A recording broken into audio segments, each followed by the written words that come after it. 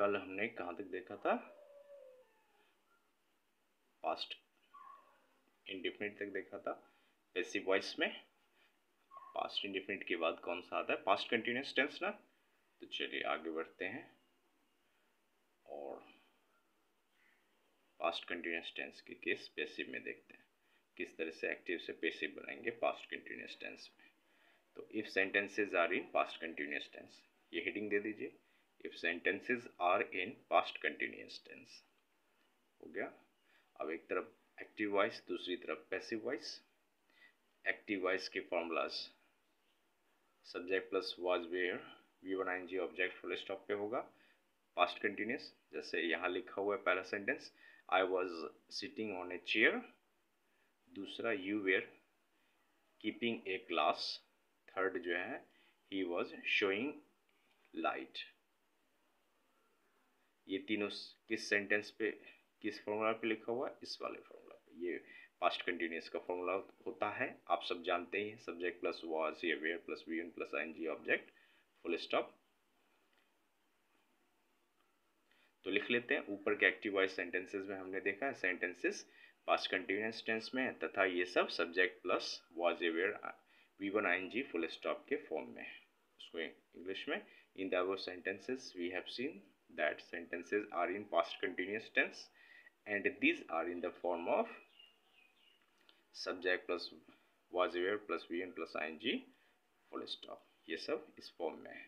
अब इनको passive voice में चेंज करने के लिए हम फॉलो करते हैं, to change this into passive voice we follow, किसको फॉलो करते हैं? इसको, ये formula, object plus was aware plus being plus V3 plus by plus subject full stop. यानी इस फॉर्मूला को पैसिव में चेंज करने के लिए इसको हमें फॉलो करना पड़ेगा।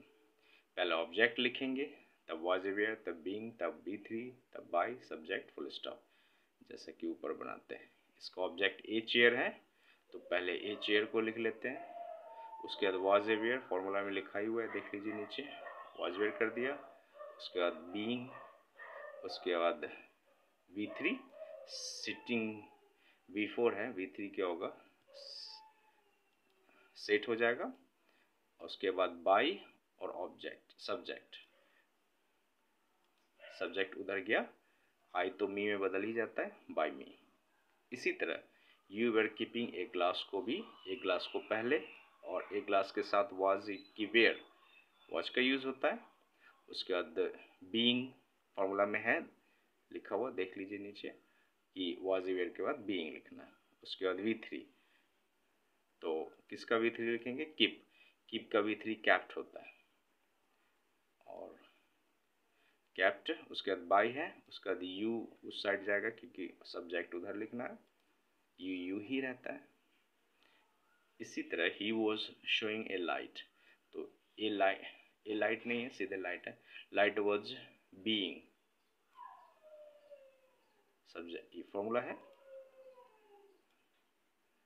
शोन बाय हिम, ही उधर जाता तो हिम हो जाता ना।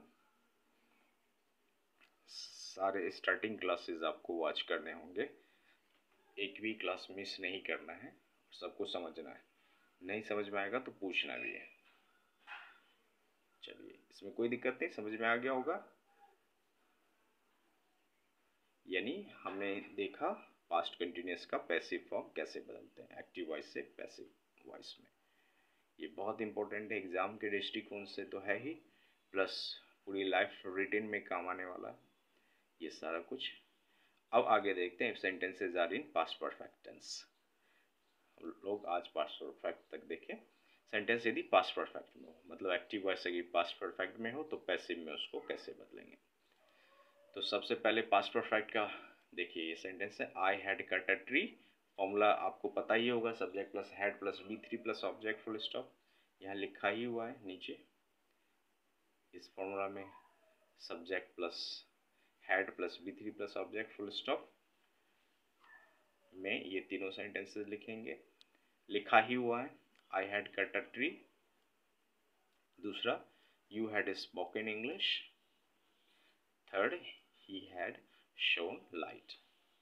उसी को हमने पास्ट परफेक्ट पे लिख दिया है।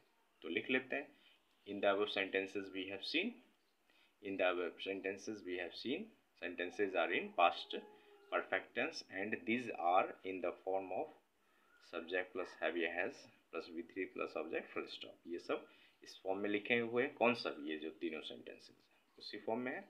अब इनको चेंज करने के लिए हम नीचे के फॉर्मूला को फॉलो करते हैं। To change this into passive voice we follow किसको, इसको।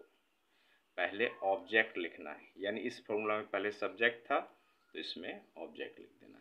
हेड अपने जगह पे ही, यहाँ भी हेड है, यहाँ भी हेड है। उसके बाद यहाँ BWN बिन जुड़ जाएगा, ये B3 है, यहाँ पे भी B3। उसके बाद बाई और लास्ट में सब्जेक्ट, वहाँ ऑब्जेक्ट था इसमें सब्जेक्ट, ऑब्जेक्ट चला गया सब्जेक्ट के स्थान पे, यानी इसको यूज़ करेंगे पहले ऑब्जेक्ट। चलिए देखते हैं। ऑब्जेक्ट ए ट्री है तो ए ट्री कर दिया। उसके बाद हेड लिखना था तो हेड लिख देंगे, फॉर्मूला में है ही, देखिए यहाँ पे ऑब्जेक्ट प्लस हेड प्लस बिन। उसके बाद बिन लिख देंगे, तब V3 लिख देंगे। देखिए उसी तरह फॉलो कर रहे हैं। अब क्या, हेड के बाद बिन लिखना है, BWN बिन, डबल ई होना चाहिए यहाँ पे, ये जो है ना वहाँ पे ई लिख दीजिए। उसके बाद बाई और आई उधर जाएगा तो मी, V3 भी लिखना है, V3। ये देखिए हो गया, a tree had been cut by me.